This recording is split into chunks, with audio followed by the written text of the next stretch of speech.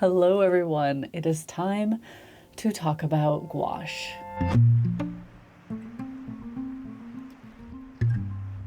In today's video, I am going to share my favorite gouache palettes and the different setups that I use for different reasons.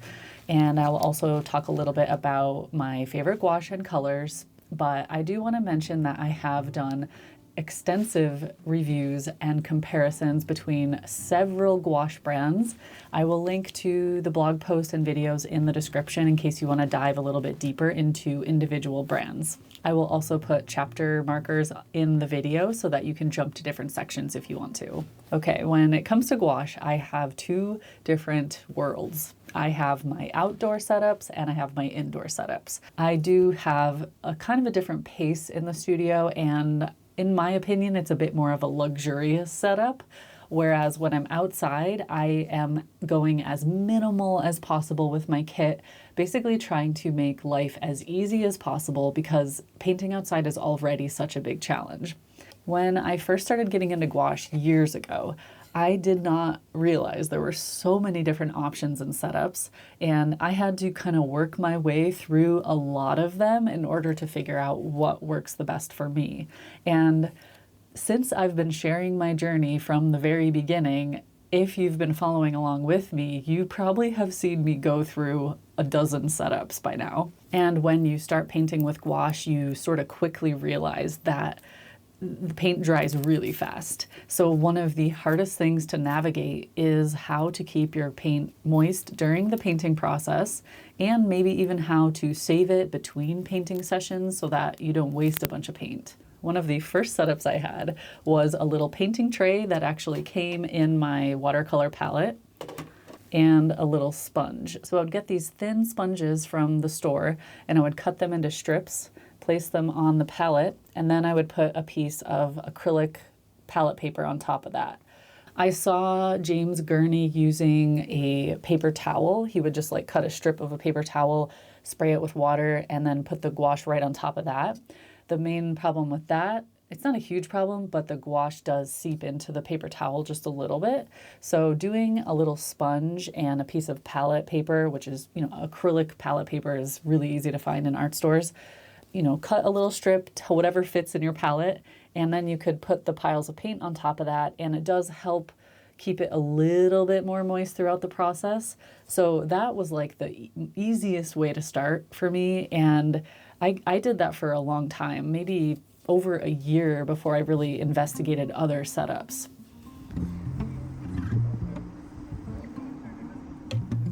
Then as I started to explore painting outside with my gouache, I had a few times when I brought lots of tubes with me and my backpack was so heavy and I needed a big mixing space and it was all just very cumbersome. So I was on the lookout for something that could help me paint with wet gouache outside.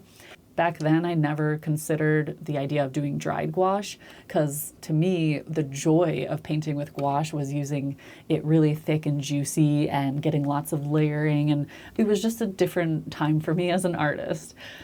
So I found this sealable, airtight paint box, I guess it's called. There's a ton of different versions of these on like Amazon or other art stores online. So this one doesn't even have a brand name on it. And I've used a few different ones over the years, but they're all basically the same. They have a bunch of wells and then they have a lid with sort of like a silicone top and clamps so that it shuts and it's completely airtight and spill proof. So I would squeeze all my gouache into this and close it up and I could toss this in my backpack. But even this felt a little bit big for what I needed because I realized over time I much prefer to use the limited palette, so maybe 6 colors at the most, and this is way too many. So I had all this gouache with me that I was never using, and I was on the lookout for an even more compact setup. Fast forward a couple years and I found this palette on Jackson's Art. It's a Studio Essentials paint box, I guess. But the cool thing about this one is that it comes with its own collapsible water dish and it has a lid which becomes your mixing tray. So it's all self-contained really. And it does hold a fair bit of gouache. It has a bunch of wells in it. They're not like super deep, but it held plenty of gouache, especially for multiple sessions. And I do have a bunch of videos about this palette and me using them outside and even in the studio. But the problem I started to have with this is that I realized over time that I am a very fast painter and a messy painter. And as much as I try, I often dip my paint into one color and then the next color and then the next color. And even if I try really, really hard and go a little bit slower, I can't help the way that I mix. I mix very fast and intuitively, and this becomes mud. So I struggled so much to keep it clean and to keep the individual colors rather than mixing them all up. Plus, 2 separate occasions I was painting outside with this and I dropped it in the sand face down. So the paint, wet paint, gets covered in sand and it is impossible to remove that. It's not like a dried gouache palette or a dried watercolor palette where just the surface will get coated in sand and you can like scrape it off later. No. If you have a deep well full of wet gouache paint and it gets dropped in sand, there's no recovering from that. Unless you enjoy painting with sandy textures, which I tried and I hated it. So after the second time that happened, I was furious. I wanted to rage quit gouache. And in the end, it just turned out this setup was not ideal for me. And it was around that time that I was experimenting or starting to wonder if dried gouache might work for me. So I got my trusted portable painter, which is my go-to palette for my watercolor setup outside. And again, this is a self-contained palette. It all folds up together and then you can set it up like this and open it up and you get your paint. And you pour water into these little side holders. So you have your brushes in one side, your water in one side, and your mixing space and your paint here. So it's all really compact. So it's been my favorite for years with watercolor. So I decided to give it a try with gouache. For a while, I poured the gouache in and I kept it wet, as in I just would spray it every day and just keep it pretty moist. And the problem with that is that some of the colors started to run. So when I would close it and put it in my bag, I would open it up and it would just be like all runny and colors everywhere. So I was like, okay, I'm gonna go for it. I let it dry for about 5 days. And a little tip, if you're gonna do this, when you pour the gouache into it, close the lid like this and like set it somewhere, maybe for a week, and it dries a lot slower so that it doesn't crack. Like if you left it open like this and let it dry in the air, it would definitely crack. I've been using this palette for months and this is what it looks like. You can see it's like barely cracked. I can hold it upside down, nothing falls out. I just spray it once in a while and I use it at least once a week. So yeah, it stays in place and it's very, very usable. My main concern with using dried gouache outside was that it wouldn't be opaque enough, but because I use professional quality gouache, I've found that it is more than enough. It's opaque, it reactivates really nicely. I have tried maybe 6 different brands in it so far. Winsor Newton, Shinhan, Schminke, Daniel Smith, and Holbein. And M. Graham a little bit, but mostly those other ones, and it's kind of a mixture of brands and colors in here. I have not found that one single brand is like far superior over the others or far worse. It's just that certain colors will get a little bit more dry and hard, and like cobalt blue is always going to do that. Burnt umber, no matter what the brand is, you're going to have certain colors that get pretty hard, and you might have to just spray them more often. But otherwise, it is just a joy to use because there's way less mess. So I can spray it and it gets kind of soft before I use it, and then I start painting with it. And even if I dip my color into 5 different wells, it's easy enough to clean off, I guess I would say. Like I don't have to worry about the brown getting in the yellow and going deep into there and getting it totally muddy. So nowadays, this is the only setup I use outside for gouache, which I never thought I would say. I always thought I was a wet gouache painter. You know, I wanted to use big piles of wet gouache and get thick and spread it around. But the thing is, I paint like A5 or smaller outside. I don't really ever paint big enough where I require massive amounts of gouache. And to me, it's much more important to have a compact setup so it's lightweight, because I often hike and paint. And maybe most importantly, it's really fast to set up and break down. Technically, you could pour gouache into this and let it dry and use it also like a dried gouache palette outside. It does seal so that it's airtight and leak-proof, so you will end up with more moisture in this no matter what. But the thing I really love about the portable painter is that the reason it's set up like this is so that you can set it on top of your leg or on top of a surface, anything, and it'll be a little bit more stable. And what I did, I kind of hacked it. I have 4 different portable painters, 2 for gouache, 2 for watercolor. One of my gouache ones broke, and I took the extra mixing tray that has the larger sides on it and took that off the broken one and put it on my one that I use all the time. So now I have 2 sides with the bigger mixing tray. You can also get a Dremel and like remove these little separators so that you have one big mixing space.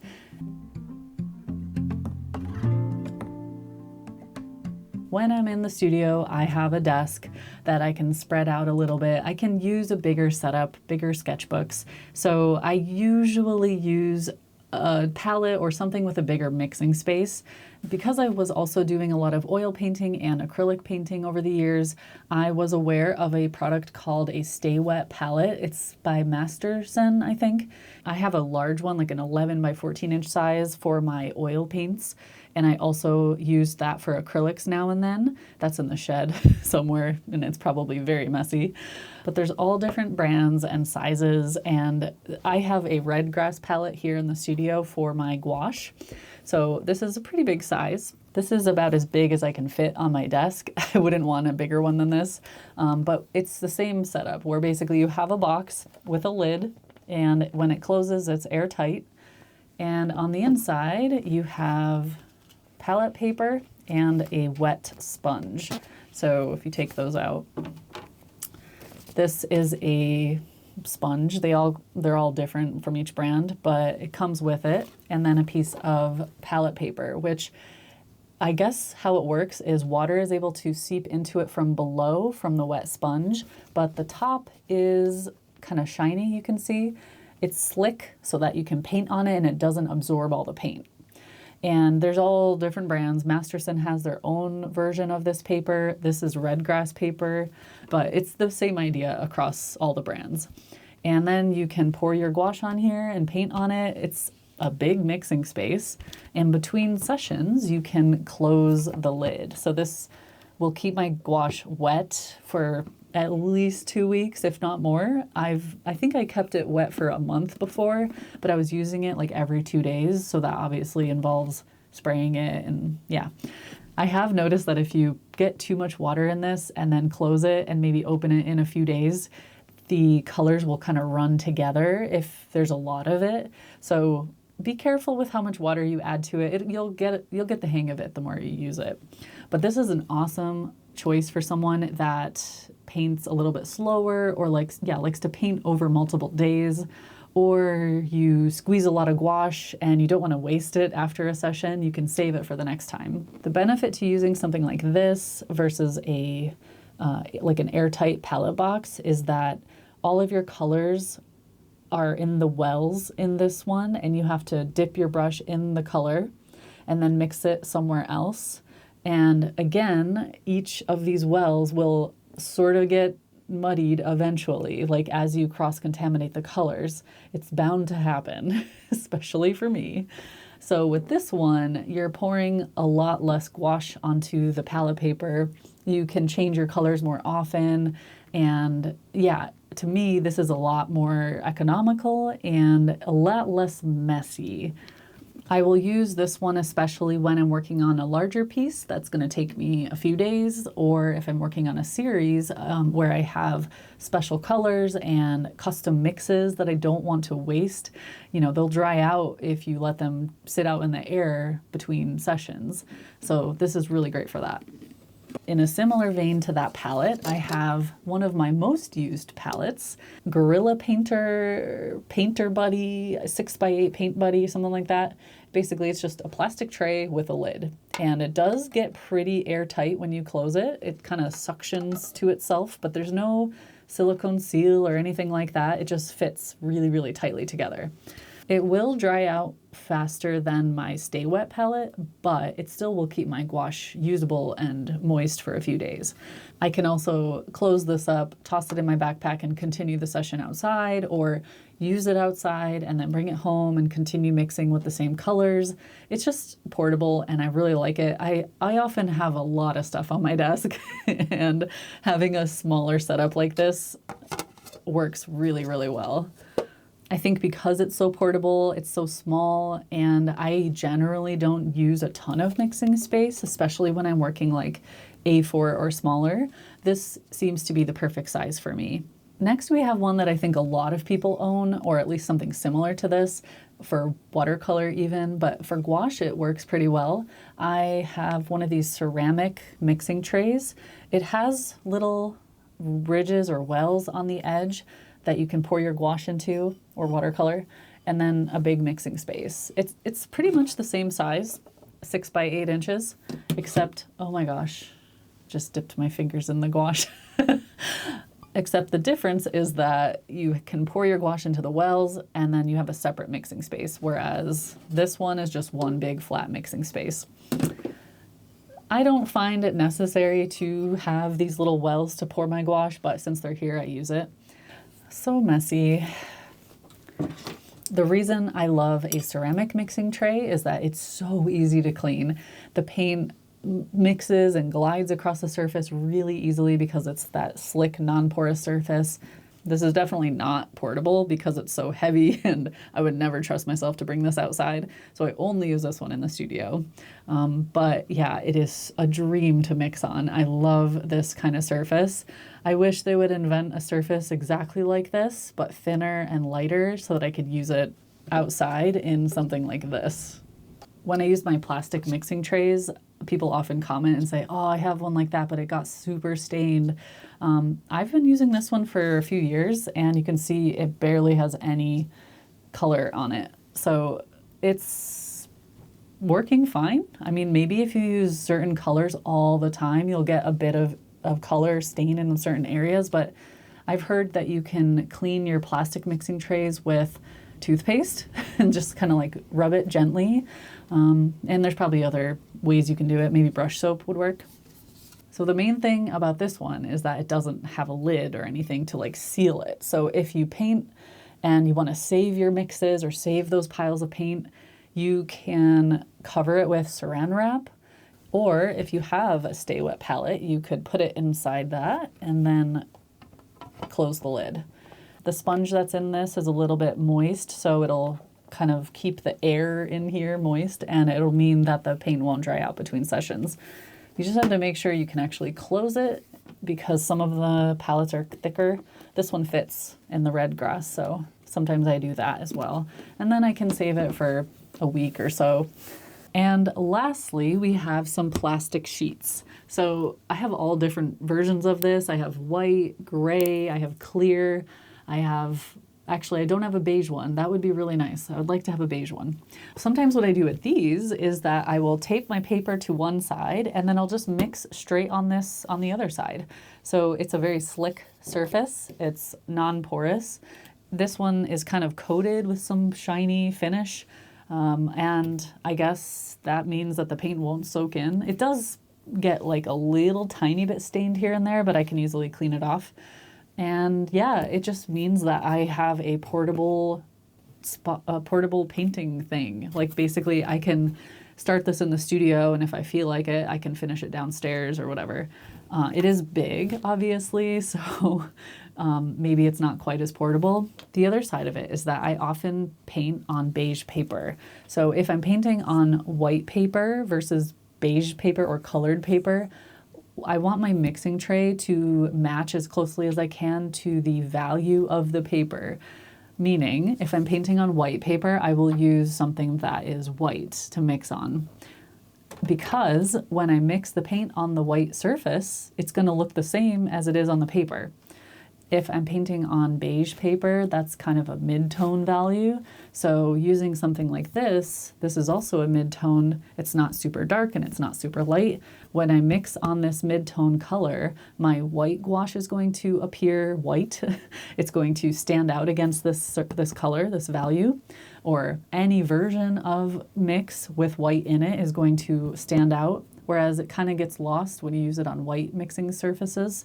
So that way when I'm mixing like a light blue sky color, I can mix it up on here and see how bright it actually is before I put it on the beige paper. It's a little hard to explain, but if you are painting a lot on beige paper or any kind of toned paper, I do recommend getting a mid-tone mixing surface and just give it a try. Something else that is really useful to have in the studio is a water container with multiple compartments. This one has 3. And the reason for that is because when you clean off your brush, the water gets so contaminated, so colorful. So what I do is I try to keep reddish colors in here, bluish and yellowish colors, or like really white versions of a color here. And I try to separate so that my single water source isn't too muddy, especially if you are using phthalo colors. They're so vibrant, so intense that the water will start to tint your yellows, your lighter tones. If you don't have a water bucket like that, you can use 2 cups of water, separate cups. There's different ways you can do that, but something I definitely recommend. I've already done a video about my favorite gouache brushes, so I'll link to that as well. I also have a dual compartment water container for painting outside with 2 little openings so that it's spill proof. This is like a luxury item outside. I wouldn't always do this, but you can clean your brush off in one side and then get fresh clean water from the other side. I accidentally broke the attachment for this lid, so it is held on with tape now, but it still works.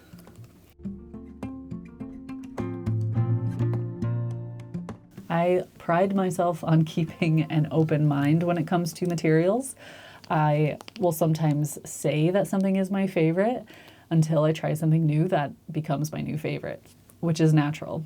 But I do have to say that there are a few consistencies over the years, and one of those is my love of Winsor & Newton Professional Designer's Gouache. The reason is because it is very affordable here, and for the price and the color payout, the performance, the consistency of it, it is really hard to beat. My second favorite would be Shinhan because, again, it is so affordable here and has such a high performance for the value. When it comes down to it, we have to paint with what we can afford. So since I paint a lot, I go through a lot of tubes over the years, I tend to gravitate towards the ones that are more economical. And so I'm always finding ways to use the more affordable options.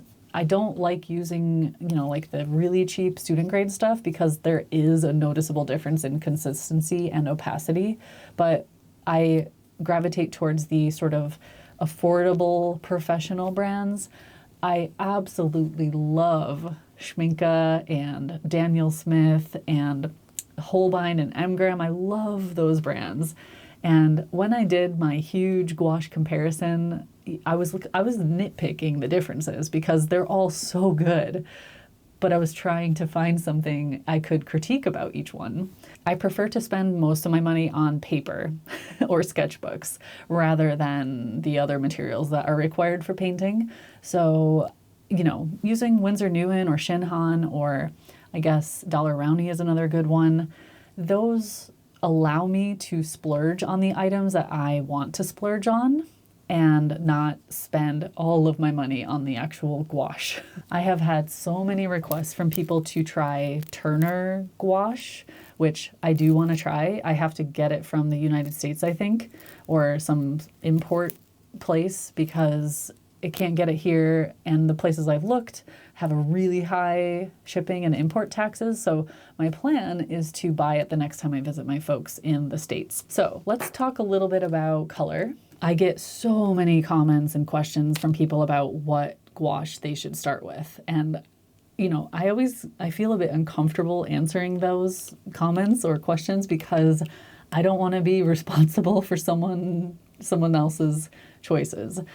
So what I try to do is just offer what I enjoy using, what I like, and if you try it and like it, awesome.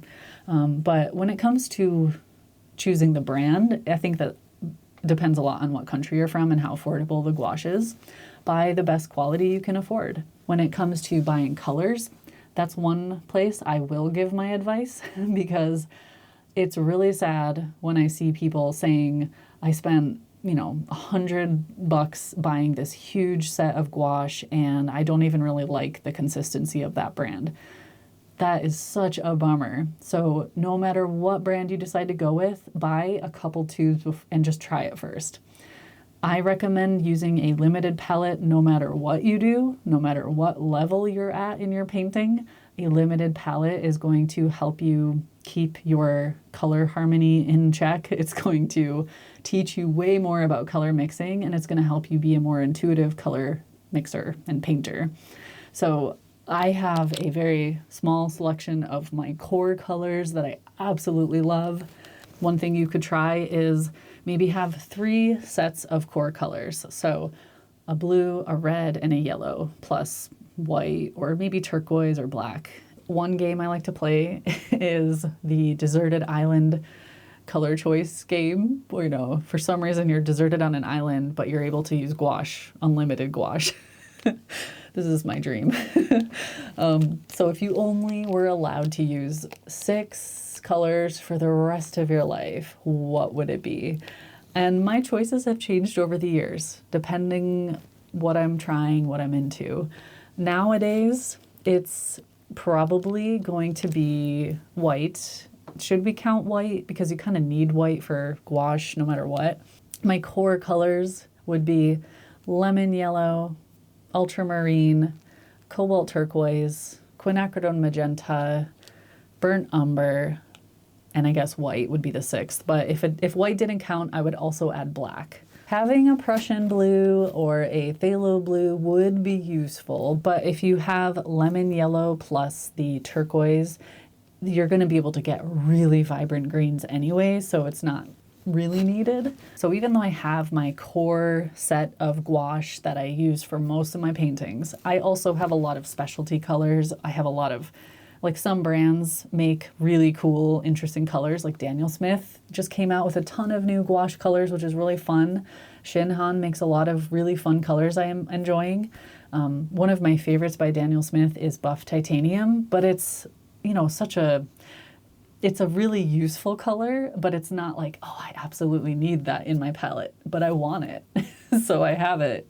But ultimately, I have learned to use color and learned about color harmony by using a limited palette and forcing myself to mix all the colors I need. So if you're trying to become more serious about color mixing, that's probably a good route for you to go. And the good thing about that is if you only need 6 colors, it's a lot more affordable. So then maybe you can spend a little bit more on, you know, a Daniel Smith set or something more expensive. Not that expensive means better. Don't get me wrong. That's a slippery slope. But there's a difference between the student grade and the professional gouaches for sure.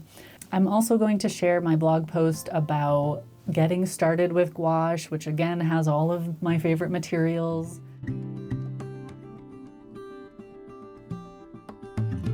The last chapter of this video will be paper or sketchbooks. That has also changed a lot for me over the years. When I first started, I was using Moleskine sketchbooks, which are pretty affordable, or they were at the time, and very, like, in my opinion, like low quality watercolor paper, but they get the job done.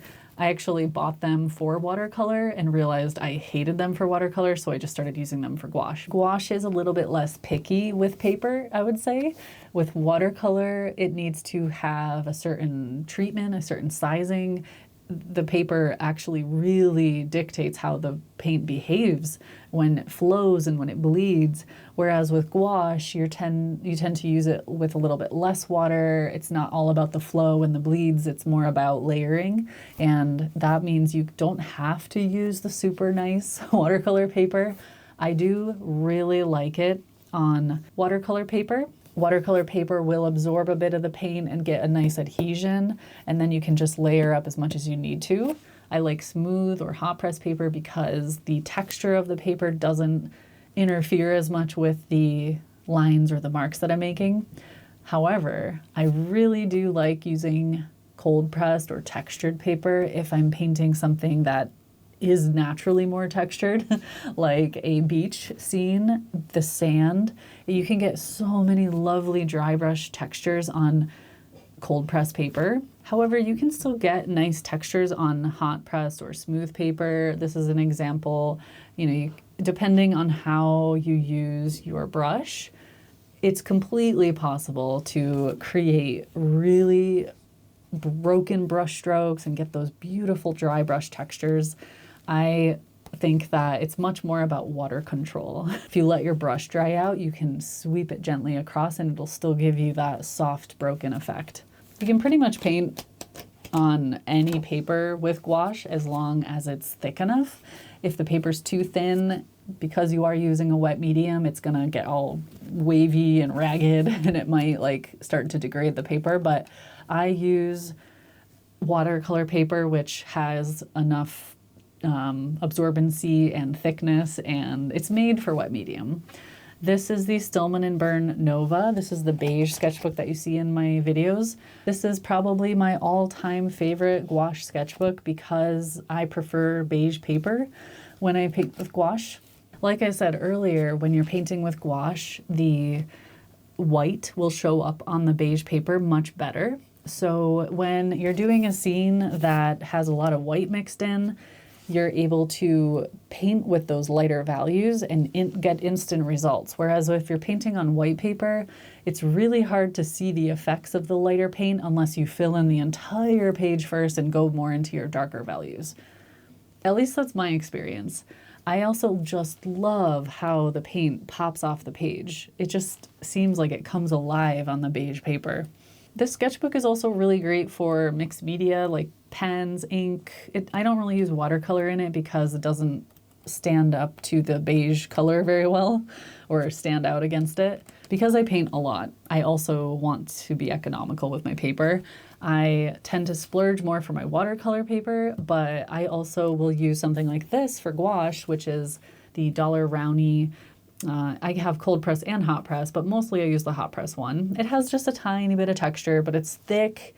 It has a nice smooth surface that absorbs just enough water, and I can paint till the cows come home because this stuff is so cheap. I get it in big, thick packs, usually bulk. I wait for the sales, and this paper will last me a long time. I often buy the A4 size. When you chop that in half, you get A5, which is like the perfect study size in my opinion.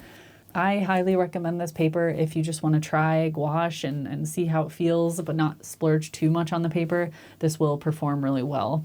Okay, this isn't exactly paper, but it is important for the paper process. When you're taping your paper down or trying to get a nice crisp edge on your painting, I recommend using painter's tape or washi tape. This is Scotch 3M blue painter's tape. This is the one I've been using for years and years and years. It's like old, reliable, pretty cheap, and you can get it in most stores. The problem with this is that it's blue, which can be a little distracting. I've been using it for so many years that I barely even notice it anymore. But I get so many comments from people that are like, oh my gosh, it's blue. Aren't you distracted by blue? And I don't know. I just don't see it anymore. But I also have some Hanamulla white washi tape. This one has the brand name on it, which I think is available through their store. This is the plain white version, which comes with my gouache boxes. And they both perform really, really well. They're not quite as sticky. So I wouldn't use it with like super, super wet, tons of wet paint or layers. With gouache, it's completely fine. I love it. And it doesn't tear my paper. If you are using a tape and you're having trouble with it tearing your paper, 2 tips. 1, let your paper completely dry out, like bone dry. And if you're too impatient, use a heat gun or a hair dryer. And the second tip is if you're peeling it off, don't peel it straight up, peel it back on itself like this. And you could even heat it up with a heat gun or a hair dryer before you peel it off, and that really helps. It kind of softens the glue a little bit and makes it come off really smoothly. With those 2 tips, hopefully no matter what tape you have, it comes off easily. I hope that gave you an idea of the many different options there are. Again, only you are going to know what setup will work for you. It's totally based on how you paint, where you paint. You know, we all have our own techniques and our own needs. There are also so many different versions of all of these things, like different brands, and there's probably things each of us have in our own country that will be more affordable than getting it from another country. So shop around, do some research. The majority of my supplies have come from my obsession with finding the perfect setup for painting outside. So like all of these different palettes and different mixing things, like I have found them through that journey. Sometimes I buy something to use outside and I end up loving it in the studio or vice versa. So yeah, just have some fun exploring different items. When it comes down to it, all you really need is a cup of water and like a ceramic plate. That would be the most simple setup. Obviously you need brushes and gouache as well. I think I'm in a unique position where that I am sharing my journey as I learn about products and about painting. I'm trying all these different setups, and you know, I'll put a video out that's like, this is my favorite palette in the world and I'm only ever going to use this. And then like 3 years later, people are still watching that and thinking that's still the truth. But in reality, I've already switched to something totally different. But the thing is, at that time, that palette was the best thing for me. So maybe if you're in a similar place in your journey to that I was when I did that video and used that palette, it will work for you. Again, I'll link to a bunch of my palette videos and stuff in the description if you want to check those out and see how they worked for me over the years. But just remember that you're probably going to evolve. Hopefully. I mean, that's part of it. And over time, you're going to find different palettes maybe don't suit you anymore. And it's time to try something new. Okay, that was a lot of info packed into a little video. And my throat is sore from talking so much. But I just wanted to share as much as I could about my current setup and painting process, the things that I love using that are making my life easier, in hopes that it will help you along in your journey. So if you enjoyed it, give it a thumbs up, share it, or leave a comment. Let me know if I didn't explain something enough or if you have any other items or tips that you want to share with people. Yeah, I am done talking now. Okay. Thanks everyone. See you next time.